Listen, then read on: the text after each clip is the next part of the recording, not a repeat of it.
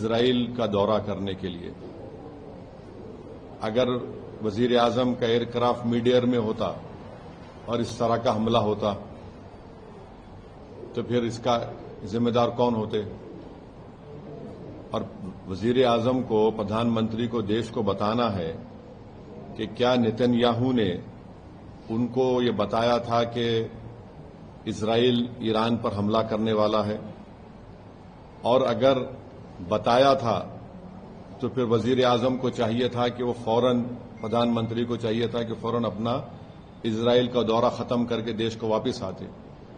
मैं इसलिए कह रहा हूं कि अटल बिहारी वाजपेयी 1979 में चाइना गए थे और जब वियतनाम पर हमला हुआ अटल बिहारी वाजपेयी वापस आ गए देश को। और अगर इजराइल ने नहीं बताया कि वो यूएस के साथ मिलकर ईरान पर हमला कर रहा है तो फिर ये तो इजराइल ने हमको धोखा दिया। देश के 133 करोड़ जनता को इजराइल ने, भारत की, धोखा दिया है, बिट्रे किया है।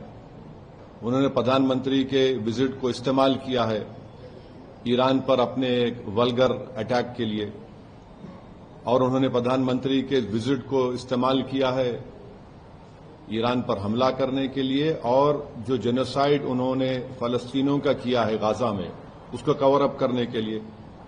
और तीसरा, उसमें मैसेज ये जाएगा कि भारत ईरान के साथ नहीं खड़ा है, भारत इजराइल के साथ खड़ा है।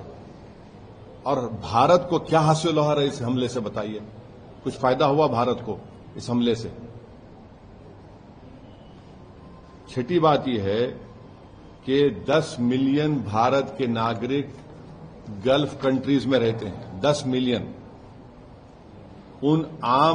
उस देश के आम नागरिक पर क्या मैसेज जाएगा कि प्रधानमंत्री मोदी के विजिट के खत्म होने के फौरन बाद इजराइल ने ईरान पर हमला किया। अब आप देखिए, बहरीन में हमला हो गया, कतर में हमला हो गया, हाँ, सऊदी अरेबिया पे हमला हो सकता है। तो ये वहां की जनता को हम क्या पैगाम दे रहे हैं? हम तो हमेशा न्यूट्रल थे। देश के प्रधानमंत्री को और बीजेपी को समझना चाहिए कि हमारी 80 साल की जो लेगेसी थी कि हम न्यूट्रल थे इस मामले में, आज उसका क्या हो गया बताइए? और फिर बहुत गलत मैसेज गया है तमाम ये गल्फ कंट्रीज को, चाहे बहरीन हो, कतर हो, इराक हो। और हम जानते हैं कि कतर होश कर रहा था कि सीज फायर हो गाजा में, इजराइल ने वहां पर हमला कर दिया, बॉम्बिंग की। इसमें भारत का बेनिफिट क्या है बताइए? और प्रधानमंत्री के साथ जो आपकी बरादरी मीडिया के लोग गए थे कवर करने के लिए, वो भी फंसे में इजराइल में। अब उनका क्या होगा? तो ये जो, और लार्जर पॉइंट ये है कि यूएस पे अब कौन भरोसा करेगा? आप बातचीत भी कर रहे हैं और हमला भी कर दे रहे आप।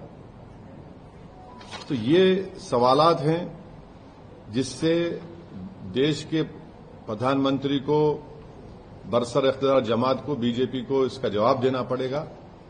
और बड़ी अफसोस की बात है कि प्रधानमंत्री इजराइल को चले गए, फिर उनको वहां पर एक उनकी नेसेट में, पार्लियामेंट में एक अवार्ड भी दे दिया गया, और प्रधानमंत्री के वजीर आजम की मौजूदगी में वहां के अपोजिशन ने वॉकआउट भी कर दिया। इजराइल ने नरेंद्र मोदी के इस विजिट को इस्तेमाल किया हमला करने के लिए और दुनिया को बताने के लिए कि भारत उनके साथ खड़ा हुआ है, बल्कि ये बेट्रेयल है। हम पूछना चाह रहे हैं बीजेपी और देश के प्रधानमंत्री और उनके सरकार से कि क्या नेतन्याहू ने हमको बताया था प्रधानमंत्री को? अगर बताया तो प्रधानमंत्री को निकल के आना चाहिए, जिस तरह वाजपेयी ने किया था 79 में। और अगर नहीं बताया तो फिर इजराइल ने इस्तेमाल किया हम लोगों को। ये बड़ी तकलीफदेह बात है। तो ये मुझे अब तक इसी पर यही कहना है। हम उम्मीद करते हैं कि जो 50,000 अभी भी भारत के नागरिक ईरान में है और 10,000 इजराइल में है, उनको वापस लाया जाए। सिर्फ एडवाइजर इशू कर दिया आप बताइए, प्रधानमंत्री गए हैं वहां, 10,000 अभी भारत के नागरिक इजराइल में है, 50,000 अभी ईरान में है, 10 मिलियन पूरे जीसीसी कंट्रीज में है। किसको नुकसान होगा बताइए इससे? ये हमारे 10 मिलियन भारत के नागरिक अपने गाढ़े खून पसीने की कमाई भारत को भी जाते हैं फॉरेन एक्सचेंज के तौर पर। नेशनल इंटरेस्ट क्या सर्व हमारा बताइए प्रधानमंत्री के जाने के बाद।